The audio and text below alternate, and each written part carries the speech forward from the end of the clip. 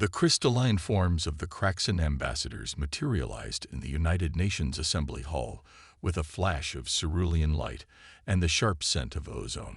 Their massive bodies, easily 15 feet tall, seemed to bend the very light around them, creating prismatic cascades across the chamber's walls. The assembled human delegates fell silent, many instinctively reaching for weapons that weren't there. Primitive species of Sol 3. The lead ambassador's voice resonated through the chamber, each word accompanied by pulses of light within its crystalline form. We are the Kraxan Empire, rulers of 17,000 star systems and arbiters of galactic combat evolution. The creature's upper facets shifted, approximating what might have been a contemptuous smile. We have observed your species for 3 of your Earth years. Your potential for violence interests us. Secretary General Martinez gripped the podium, knuckles white but voice steady. We welcome the Kraxan Empire and hope to establish peaceful. Peace, the ambassador interrupted, its crystalline form flashing red with what could only be described as disgust, is for species too weak to evolve through combat. Your planet's history speaks differently. 2 global wars, countless regional conflicts, combat sports that draw millions of viewers. You are a species born in violence, tempered by it. The ambassador's form split apart, reconstructing itself closer to the podium. We offer you a choice. Submit to ritual combat or face extinction. The chamber erupted in chaos. Delegates shouted in dozens of languages. Security personnel moved to evacuate key officials, and somewhere in the back, someone began to pray. But through the pandemonium, a single figure moved with deliberate calm toward the central floor. Commander Amanda Steele Storm Reynolds wore her dress blues like armor, metals glinting under the ethereal light of the Kraxan ambassadors. Her combat boots echoed against the marble floor as she approached, each step measured and confident. The chaos in the chamber gradually died as delegates noticed her advance. The lead ambassador turned its crystalline mass toward her, facets realigning to focus on this singular human who dared approach. You dare to. Let me tell you what I see, Amanda cut in, her voice carrying the same authority that had commanded Special Forces teams through impossible missions. I see advanced beings who've forgotten something fundamental about combat. She stopped 3 feet from the ambassador, close enough to feel the electric charge emanating from its form. True warriors don't threaten. They prove themselves. The ambassador's form pulsed with dangerous energy. You dare lecture the Kraxan about combat? We who have perfected the art of warfare across millennia. Amanda's smile was razor sharp. Perfection is stagnation. And from what I see, you've been stagnant for a very long time. She crossed her arms, battle-scarred hands visible beneath her uniform sleeves. You want combat? Fine. But we do this properly. 1 champion from each side. And you give us 1 month to prepare. The chamber held its breath as the ambassador's form shifted through various chromatic patterns, presumably communicating with its colleagues. Finally, it reformed into a more concentrated configuration. You would face our champion. You understand that no species has survived this challenge in over 10,000 years. Amanda's laugh echoed through the chamber, sharp and fearless. Survival. She shook her head. No, you misunderstand. We're not looking to survive your challenge. Her eyes hardened, reflecting the ambassador's crystalline light. We're going to win it. 1 month. That's all we need to show you what real combat looks like. The ambassador's form vibrated with what might have been amusement. 1 standard galactic month is granted. Choose your champion wisely, humans. When we return, there will be no retreat, no surrender. As the Kraxan began to dematerialize, Amanda's voice cut through their departure. Hey, the crystalline forms paused mid-dissolution. You asked for combat. Remember that when we show you exactly what humanity is capable of. The ambassadors vanished, leaving behind only the lingering scent of ozone and a chamber full of stunned delegates. As the chaos resumed around her, Amanda pulled out her phone and dialed a number she'd hoped never to use. General, It's Reynolds. Remember that classified project you mentioned last year? The one that was too dangerous to even consider. She watched the space where the ambassadors had been, a predatory smile crossing her face. Well, I think it's time we reconsidered it. Deep beneath the Nevada desert, in a facility that didn't exist on any map, the air hummed with desperate energy. Fluorescent lights cast harsh shadows across walls lined with equations and holographic projections, while the distant sound of mechanical testing echoed through reinforced corridors. This was Project Titan's new home, a repurposed Cold War bunker that had once housed humanity's darkest weapons projects. Dr. Marcus Vega stood before a massive holographic display, his usually immaculate lab coat wrinkled from 48 hours without sleep. The neural interface is rejecting all standard configurations, he announced to the assembled team of scientists and military personnel. We're trying to force evolution into a 30-day window, and the human brain is fighting us every step of the way. General Cooper, the project's military overseer, stepped forward. Doctor, we don't have time for. A thunderous crash from the testing chamber interrupted him. Through the reinforced window, they watched as their latest prototype tore itself apart, the test dummy inside being ripped to shreds by uncontrolled servo movements. Warning klaxons blared as emergency systems activated. That's the third failure today, someone muttered. No, came a voice from the back of the room. That's progress. The crowd parted as Amanda Reynolds walked in, still wearing her dress blues from the UN meeting 2 days ago.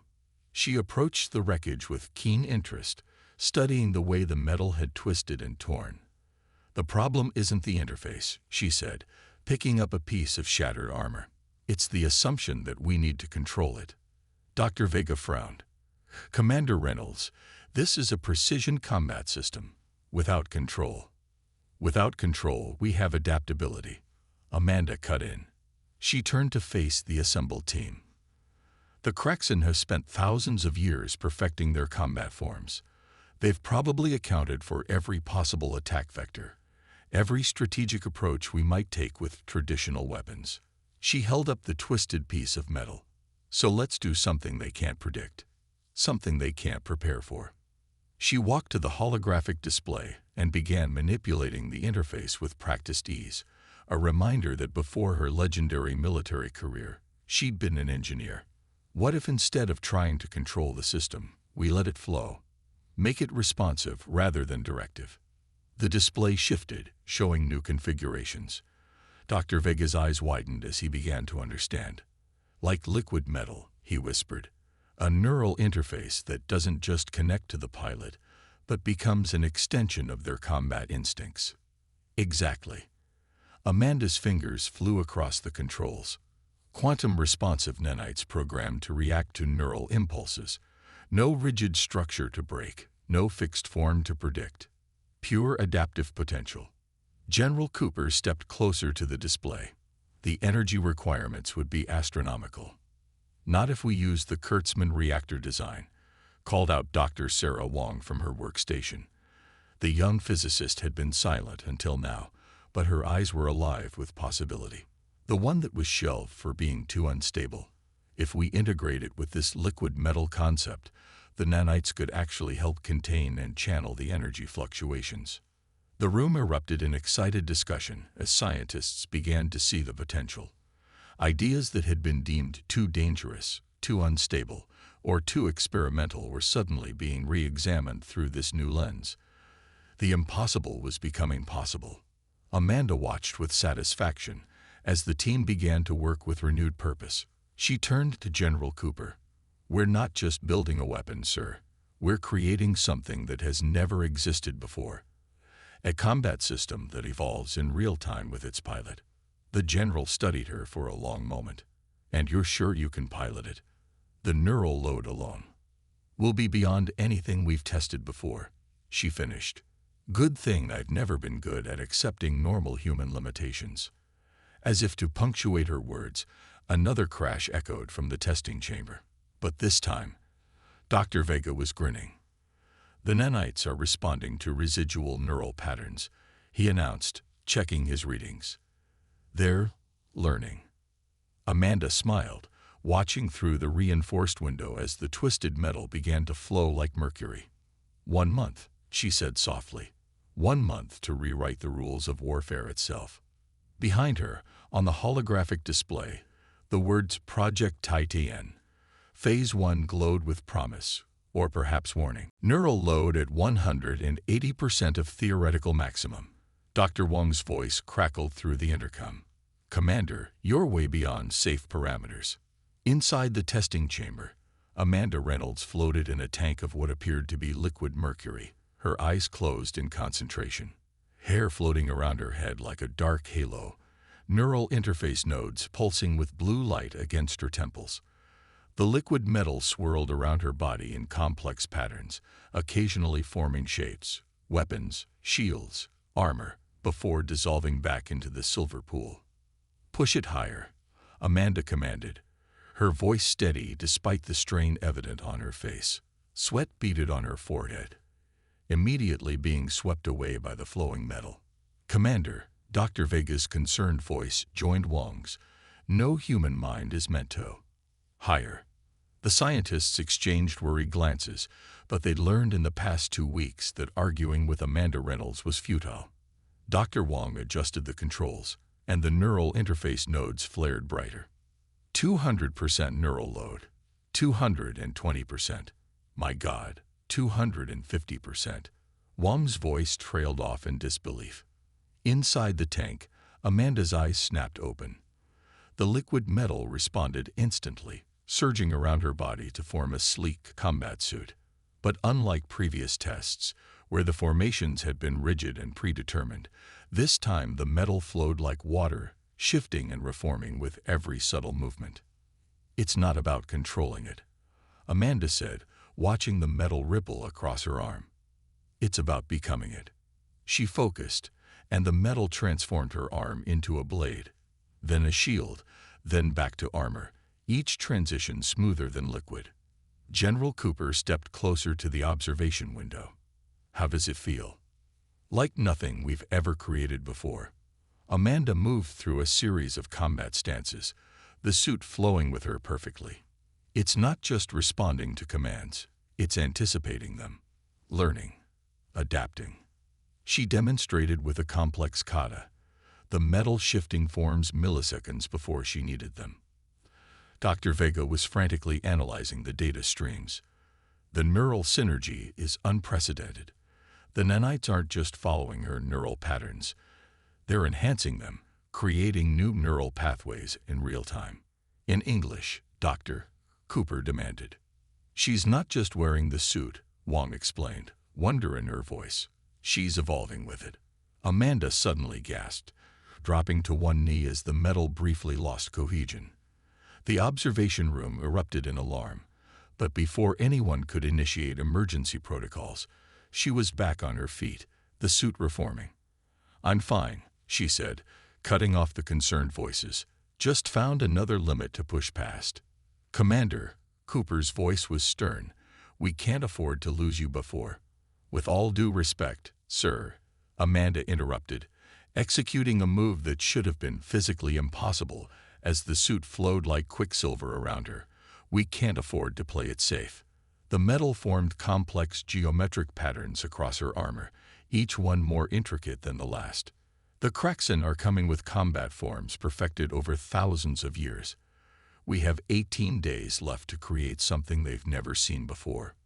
She demonstrated her point by launching herself off the chamber floor, the suit forming thrust vectors that sent her spinning through a series of aerial maneuvers.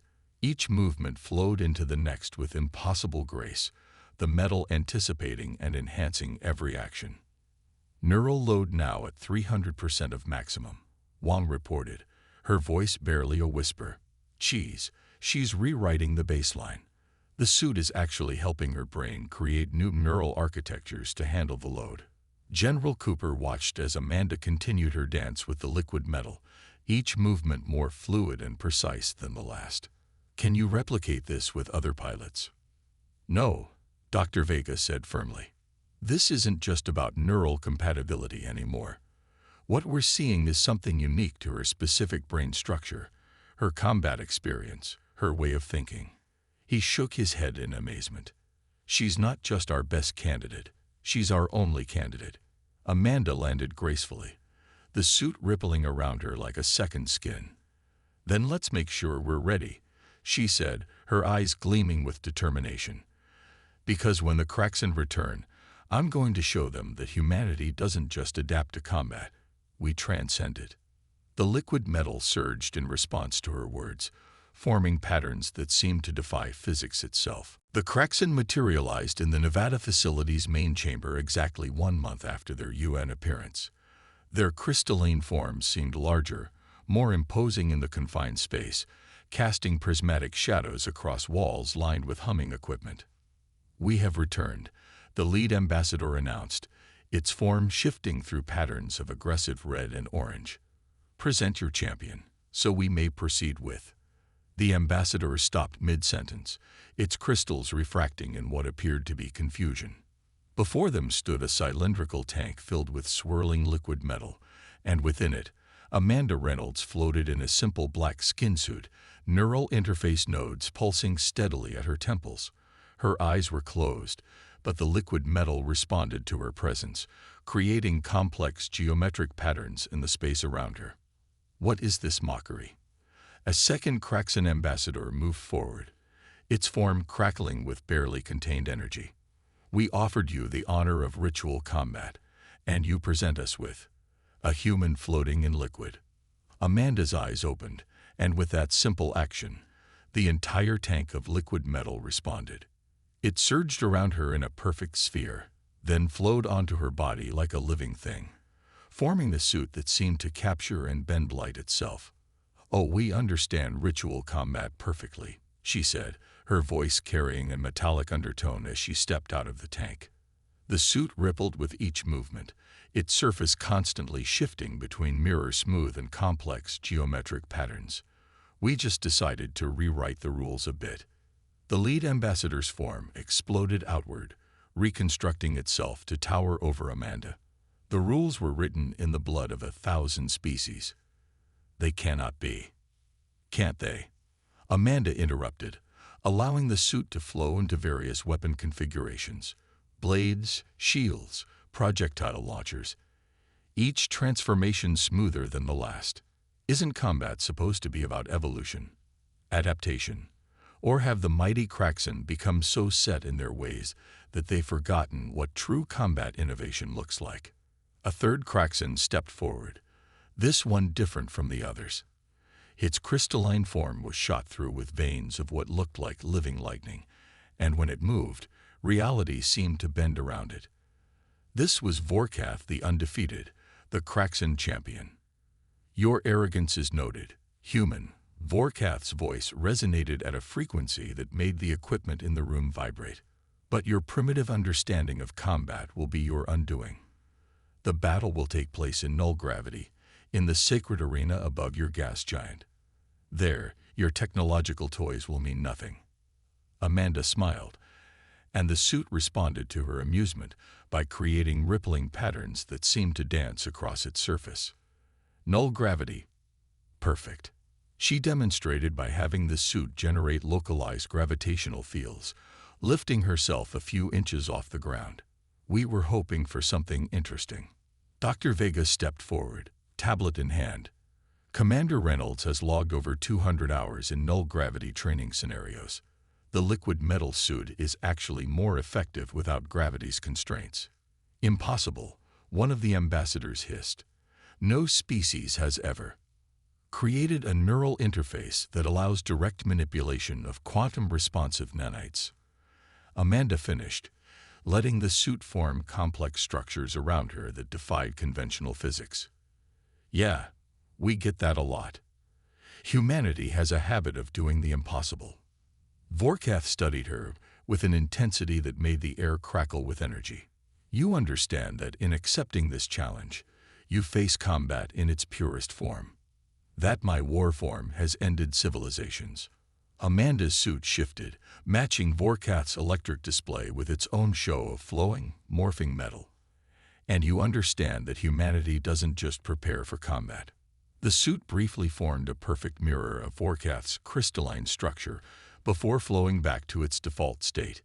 We transform it. Then let us proceed, Vorkath declared, its form beginning to glow with building power.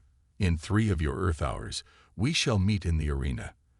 There, we shall see if your species' reputation for adaptation can match the perfect evolution of Kraxan combat. As the Kraxan began to dematerialize, Amanda's voice rang out clear and confident. Perfect evolution. No such thing. True evolution never stops. She flexed her hand, watching the liquid metal flow like quicksilver between her fingers. And we're just getting started. The arena materialized around them like a dream taking solid form, a perfect sphere of transparent material that seemed to exist somewhere between reality and void, suspended in Jupiter's swirling atmosphere. Streams of the gas giant's colored bands provided an ever-shifting backdrop to what would become either humanity's greatest triumph or its last stand. Amanda floated at one pole of the sphere, the liquid metal suit reflecting Jupiter's storms in endless rippling patterns across its surface. At the opposite pole, Vorkath's crystalline form pulsed with barely contained energy, threads of lightning dancing between its facets. The ancient rites of combat shall commence, the lead ambassador's voice echoed through the arena. May the superior evolution prevail. Vorkath struck first, crossing the arena's diameter in a burst of crystalline fury that would have torn through conventional armor like paper. But Amanda wasn't wearing conventional armor. The liquid metal suit flowed like water, creating a spiral pattern that redirected Vorkath's momentum, sending the Kraxan champion spinning past her. Interesting approach, Amanda commented, the suit already reforming for a counterattack. But predictable. Vorkath's response was a barrage of energy projectiles, each one capable of punching through battleship armor. Amanda's suit split into multiple layers, creating a defense in depth that absorbed and redistributed the energy. The heat bloom from the impacts caused the liquid metal to glow red-hot, but instead of weakening it, the energy was channeled into the suit's next transformation. Impossible. Vorkath's voice reverberated through the arena. No defense matrix can. Who said anything about defense? Amanda launched herself forward, the suit forming hydra-like tendrils that attacked from multiple vectors simultaneously. The liquid metal moved faster than thought, each tendril shifting between solid and liquid states to bypass Vorkath's crystal barriers. The Kraxan champion was forced to fragment its form, scattering into a cloud of crystalline shards to avoid the assault. But Amanda had anticipated this. The suit's nanites created a magnetic field that trapped the shards in a confined space, disrupting Vorkath's ability to reform. 10,000 years of ritual combat, Amanda said, using the zero-gravity environment to spin herself through a complex series of maneuvers, the suit flowing around her like quicksilver. And you never considered that someone might think outside your perfect crystalline box. Vorkath responded by reuniting its form in a blast of energy that sent Amanda tumbling toward the arena's wall. But where the Kraxan expected to see panic, they saw only concentration. Amanda used the momentum to her advantage, the suit forming thrust vectors and impact absorbers that turned her tumble into a controlled flight path. You adapt well, human, Vorkath acknowledged, its form shifting into what appeared to be an ancient combat configuration. But you faced the culmination of millions of battles, refined into perfect form. The Kraxan champion unleashed a combination attack that mixed energy projections with physical strikes, each movement flowing into the next with terrible precision. It was beautiful in its way, the perfection of countless years of combat evolution. But perfection had a weakness. It couldn't imagine something truly new. Amanda let the attacks come, the liquid metal suit learning and adapting with each impact. Where Vorkath struck with perfect form, she responded with controlled chaos. The suit flowed like mercury, each defensive movement seamlessly transitioning into an attack, each pattern shifting faster than the eye could follow. That's the difference between us, Amanda said, executing a zero-gravity maneuver that should have been impossible. the suit amplifying and enhancing her movement. You perfected what was. We imagine what could be. She demonstrated by having the suit create a series of geometric forms that mimicked Vorkath's crystalline structure, but with a crucial difference. They weren't just copying the forms, they were improving upon them, finding the mathematical weaknesses in patterns that had remained unchanged for millennia. The arena filled with a dance of metal and crystal, energy and innovation, tradition and transformation. And as the Kraxan observers watched in growing concern, they began to realize something that would shake their empire to its foundations. Perfection wasn't the end of evolution. It was just the beginning of something new. Vorkath's next attack came without warning, a blast of concentrated energy that struck with the force of a tactical nuclear weapon. The crystalline champion had shifted into what the Kraxan observers recognized as the sovereign form, a combat configuration that had ended wars with single strikes. The energy beam hit Amanda's liquid metal suit dead center, and for a moment, the arena blazed brighter than Jupiter's storms. When the light faded, a collective gasp echoed through the observation spheres. Portions of the suit had crystallized, frozen into rigid geometric patterns that wouldn't respond to neural commands. At last, Vorkath's voice resonated with triumph. The limitations of your primitive technology are revealed. The sovereign form has never failed to. A laugh interrupted the champion's victory speech. Amanda was examining her crystallized arm with what appeared to be genuine curiosity. You know what I love about combat. She flexed, and the crystallized sections of her suit shattered with a sound like breaking glass. It's not about what you lose. The fragments floated around her in the zero gravity. It's about what you can use. Before Vorkath could react, Amanda grabbed one of the crystallized shards and launched herself forward. The remaining liquid metal of her suit flowed to enhance her momentum, creating a corkscrew motion that sent her spinning through Vorkath's energy field defenses. Impossible. The Kraxan champion's form flickered with what might have been shock. Those fragments should be inert. Should be, would be, could be, Amanda quoted, using the crystallized pieces as improvised weapons, each strike precisely targeted at the mathematical weak points in Vorkath's structure. That's the problem with perfection. It can't imagine anything else. The liquid metal still functioning in her suit began to adapt, learning from the crystallization process it had just experienced. It started forming hybrid structures, part fluid, part crystal, that could match Vorkath's energy frequencies while maintaining their adaptive capabilities. Your species relies too heavily on established patterns, Amanda continued, each movement flowing into the next like water finding its path. You've got 10,000 years of perfect forms, but when's the last time you created something new? Vorkath responded with increasing desperation, cycling through ancient combat forms at impossible speeds. Each attack was flawless, each defense mathematically perfect. But perfection, Amanda was proving, could be predictable. Let me teach you something about human combat doctrine, she said, letting the hybrid suit flow around another energy blast. Rule 1. Everything is a weapon. She demonstrated by using the zero-gravity environment to launch crystallized fragments in complex patterns, forcing Vorkath to divide its attention. Rule 2. Adapt or die. The liquid sections of her suit began mimicking Vorkath's energy frequencies, creating interference patterns that disrupted the champion's perfect forms. And Rule 3.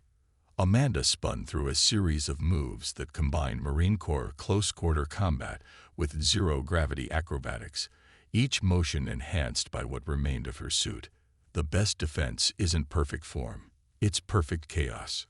Her attacks came from impossible angles, using improvised weapons and tactics that had never been seen in the arena's long history. Where Vorkath fought with the weight of tradition, Amanda fought with the freedom of innovation.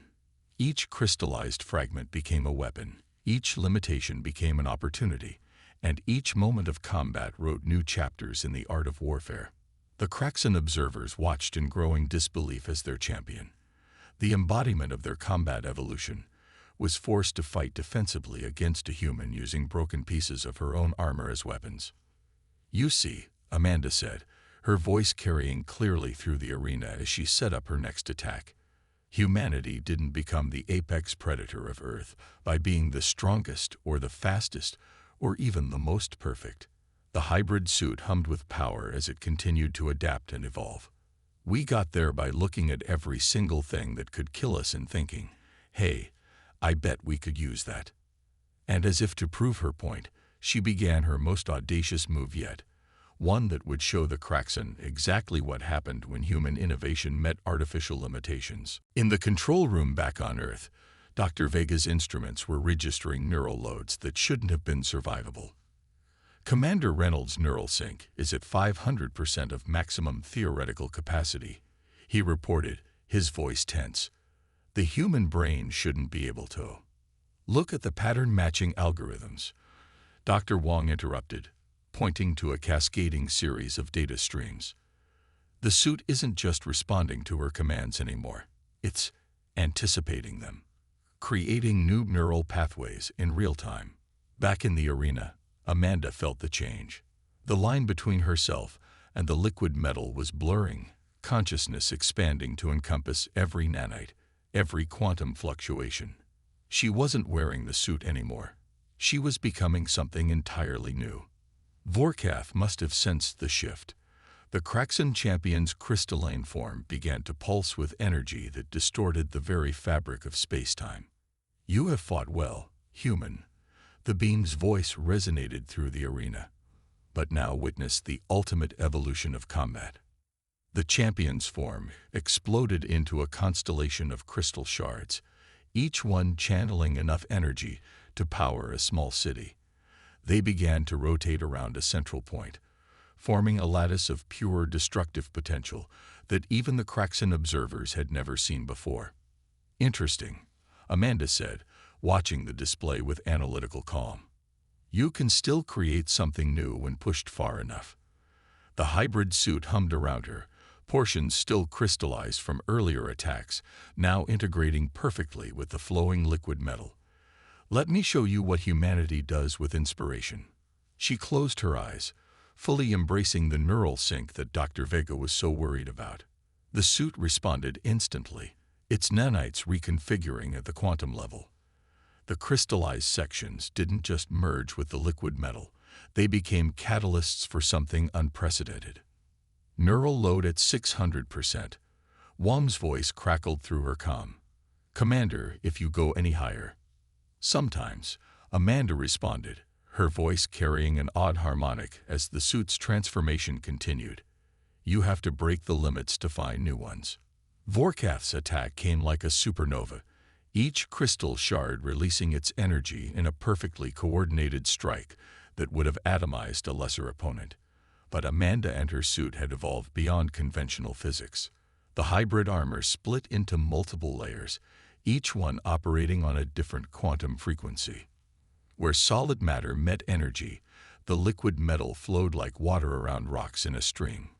Where energy met void, the crystallized sections created refraction patterns that turned Vorkath's own power back on itself. "You're still thinking in terms of attack and defense," Amanda said, her movements becoming increasingly fluid as the neural sync deepened. "Still trapped in the binary of perfect forms." The suit began creating structures that seemed to exist in multiple dimensions simultaneously, each one adapting and evolving faster than Vorkath could respond. What is this?" For the first time, there was uncertainty in the Kraxan champion's voice. "This is innovation," Amanda replied, letting the suit express possibilities that had never existed before this moment. "This is what happens when you push humanity to its limits. We don't just break through them. We redefine what limits mean." The arena became a testing ground for physics itself, as Amanda demonstrated what happened when human creativity met post-human technology. The suit wasn't just responding to the battle anymore. It was learning, growing, becoming something that even its creators hadn't imagined possible. Vorkath launched attack after attack, each one perfect in its execution, each one met with something that defied prediction. where the Kraxan champion fought with the culmination of 10,000 years of combat evolution. Amanda fought with the electric potential of what could be. Neural load at 700%. Wong's voice was barely a whisper now. Commander, Amanda, you're rewriting your own neural architecture. Good, Amanda responded, feeling the change at the deepest level of her consciousness. The suit wasn't just hardware anymore. It was becoming an extension of human potential itself. Because what comes next isn't in any combat manual. And with that, she began a sequence that would show the Kraxan and the watching galaxy exactly what happened when humanity decided to evolve mid-battle. The arena hung in Jupiter's atmosphere like a soap bubble of infinite possibility. Inside, two forms faced each other, one a perfect crystalline construct of ancient combat evolution, the other a hybrid of flowing metal and crystallized innovation that defied classification. Neural load stabilizing at 800%. Dr. Wong's voice came through the comm, a mixture of awe and concern. Whatever you're about to do, Commander, it's now or never. Amanda felt the truth of those words in every atom of her being. The suit had become more than technology. It was a bridge between what humanity was and what it could become. Time to show them something really special, she said, her voice carrying harmonics that hadn't existed before this moment. You cannot win, Vorkath declared, gathering energy for what would be its final attack. The perfect form cannot be defeated. Perfect form. Amanda smiled as the hybrid suit began its transformation. Let me show you something better than perfect. What happened next would be debated in military academies across the galaxy for centuries to come. The liquid metal components of Amanda's suit began to flow in impossible patterns, creating structures that seemed to exist in multiple dimensions at once. The crystallized sections, instead of being a hindrance, became focal points for quantum manipulation. Commander, Dr. Vega's urgent voice cut through the comm. The suit's quantum field is creating some kind of resonance cascade with your neural patterns. Good, Amanda replied, letting the transformation take her. Because this next move isn't just about combat. It's about evolution itself. Vorkath struck first, unleashing a blast of pure energy that could have cracked a planet. The attack was perfect in every way. The culmination of millennia of combat refinement. But perfection, as humanity had learned long ago, was just another word for stopped evolving. Amanda met the attack head-on, but not with defense or evasion. Instead, the hybrid suit began to create structures that existed partially in normal space and partially in the quantum realm. Each crystallized section became a lens, each flowing portion a conduit for something entirely new. What is this? Vorkath's voice carried genuine confusion as its perfect attack seemed to fold in upon itself. This, Amanda said, executing a move that combined Marine Corps combat techniques with zero-G acrobatics and quantum physics, is the Reynolds gamut. The hybrid suit created a cascade of quantum effects that turned Vorkath's own energy back on itself, not as a simple reflection, but as a transformed force that existed in a state of constant evolution. Where the Kraxan champion fought with the weight of history, Amanda fought with the infinite potential of the future. Impossible. Vorkath's crystalline form began to fragment as its own power was used against it in ways that defied prediction. Impossible. Amanda's laugh carried through the arena as she pressed her advantage. That's humanity's favorite starting point. The final sequence happened in the space between moments. Amanda let the neural sync reach its absolute peak, the suit responding to thoughts that existed before she even had them. The liquid metal flowed like time itself, each movement creating new possibilities, each transformation defying the very concepts of combat that the Kraxan had perfected. Vorkath's perfect form, faced with something that existed beyond the boundaries of its experience, began to lose coherence. The champion's energy, caught in the quantum wake of Amanda's innovations, scattered across dimensions that hadn't existed until this very moment. You see, Amanda said, her voice carrying clearly as Vorkath's form finally dissipated completely. The problem with perfect form is that it can't imagine anything better. But humanity, we never stop imagining. The arena fell silent as the Kraxan observers tried to process what they had just witnessed. Their champion, their perfect warrior, hadn't just been defeated. They had been shown an entirely new definition of what combat could be. When Amanda spoke again, her voice carried the weight of every human who had ever looked at the impossible and decided to try anyway. Next time you want to test humanity's combat evolution, remember this: we don't just adapt to the game, we change the rules themselves. The hybrid suit flowed around her one final time, its form now neither liquid nor crystal, but something gloriously, impossibly new. Something perfectly human.